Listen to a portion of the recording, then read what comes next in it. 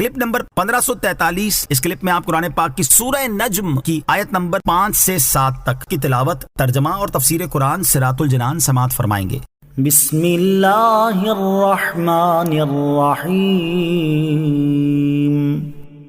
ترجمہ، اللہ کے نام سے شروع جو نہایت مہربان رحمت والا ہے۔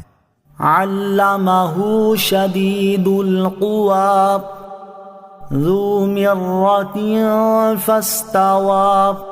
ترجمہ، انہیں سخت قوتوں والے طاقت والے نے سکھایا، پھر اس نے قصد فرمایا۔ علمہ شدید القوی، انہیں سخت قوتوں والے نے سکھایا، یعنی جو کچھ اللہ تعالیٰ نے نبی اکرم علیہ الصلوۃ والسلام کی طرف وحی فرمائی وہ انہیں سخت قوتوں والے طاقت والے نے سکھایا۔ بعض مفسرین نے یہ فرمایا ہے کہ سخت قوتوں والے طاقتور سے مراد حضرت جبرائیل علیہ الصلوۃ والسلام ہے، اور سکھانے سے مراد اللہ تعالیٰ کی تعلیم سے سکھانا، یعنی اللہ تعالیٰ کی وحی کو حضور پرنور علیہ الصلوۃ والسلام کے مبارک قلب تک پہنچانا ہے۔ حضرت جبرائیل علیہ الصلوۃ والسلام کی شدت اور قوت کا حال۔ حضرت جبرائیل علیہ الصلوۃ والسلام کی شدت اور قوت کا یہ عالم تھا کہ انہوں نے حضرت لوط علیہ الصلوۃ والسلام کی قوم کی بستیوں کو زمین کی جڑ سے اکھاڑ کر اپنے پروں پر رکھ لیا اور آسمان کی طرف اتنا بلند کر دیا کہ ان لوگوں کے مرغوں کی بانگ اور کتوں کے بھونکنے کی آواز فرشتوں نے سنی، پھر ان بستیوں کو پلٹ کر پھینک دیا۔ ان کی طاقت کا یہ حال تھا کہ ارض مقدسہ کی گھاٹی میں ابلیس کو حضرت عیسیٰ علیہ الصلوۃ والسلام سے کلام کرتے دیکھا تو انہوں نے اپنے پر سے پھونک مار کر ابلیس کو ہند کی سرزمین کے دور دراز پہاڑ پر پھینک دیا۔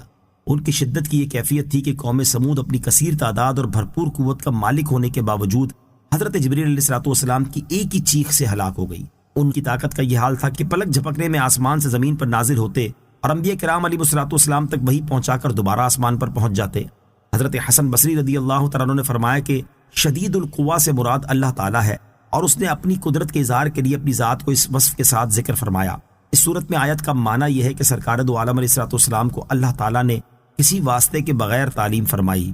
فاستوی، پھر اس نے قصد فرمایا۔ عام مفسرین نے فاستوی کا فاعل بھی حضرت جبرائیل علیہ الصلوۃ والسلام کو قرار دیا ہے، اور اس کے یہ معنی مراد لیے ہیں کہ حضرت جبرائیل امین علیہ الصلوۃ والسلام اپنی اصلی صورت پر قائم ہوئے، اور اصلی صورت پر قائم ہونے کا سبب یہ ہے کہ سرکار دو عالم علیہ الصلوۃ والسلام نے حضرت جبرائیل کو ان کی اصلی صورت میں ملاحظہ فرمانے کی خواہش ظاہر فرمائی، تو حضرت جبرائیل علیہ الصلوۃ والسلام مشرق کی جانب میں حضور پرنور علیہ الصلوۃ والسلام کے سامنے نمودار ہوئے، اور ان کے وجود سے مشرق سے مغرب تک کا علاقہ بھر گیا۔ اور یہ بھی کہا گیا ہے کہ حضور اقدس علیہ الصلوۃ والسلام کے سوا کسی انسان نے حضرت جبرائیل علیہ الصلوۃ والسلام کو ان کی اصلی صورت میں نہیں دیکھا۔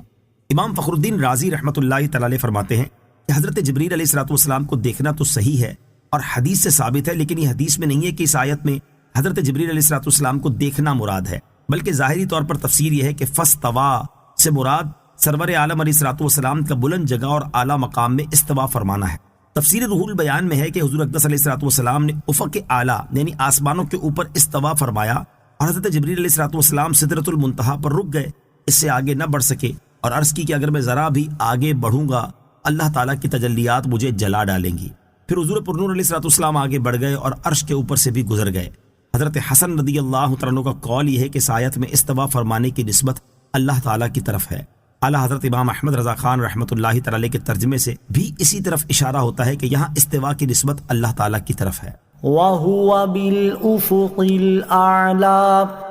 ترجمہ، اس حال میں کہ وہ آسمان کے سب سے بلند کنارے پر تھے۔ وَهُوَ بِالْأُفُقِ الْأَعْلَى، اس حال میں کہ وہ آسمان کے سب سے بلند کنارے پر تھے۔ یہاں بھی عام مفسرین اسی طرف گئے ہیں کہ یہ حال جبرائیل امین علیہ الصلوۃ والسلام کا ہے، لیکن امام رازی رحمۃ اللہ تعالی فرماتے ہیں کہ ظاہر یہ ہے کہ یہ حال تاجدار رسالت صلی اللہ تعالیٰ علیہ وسلم کا ہے کہ آپ افق اعلیٰ یعنی آسمانوں کے اوپر تھے، اور اس کی دلیل یہ ہے کہ جس طرح کہنے والا کہتا ہے کہ میں نے چھت پر چاند دیکھا یا پہاڑ پر چاند دیکھا، تو اس بات کے یہ معنی نہیں ہوتے کہ چاند چھت پر یا پہاڑ پر تھا، بلکہ یہی معنی ہوتے کہ دیکھنے والا چھت یا پہاڑ پر تھا۔ اسی طرح یہاں بھی مراد یہ ہے کہ حضور علیہ الصلوۃ والسلام آسمانوں کے اوپر پہنچے تو اللہ تعالیٰ کی تجلی آپ کی طرف متوجہ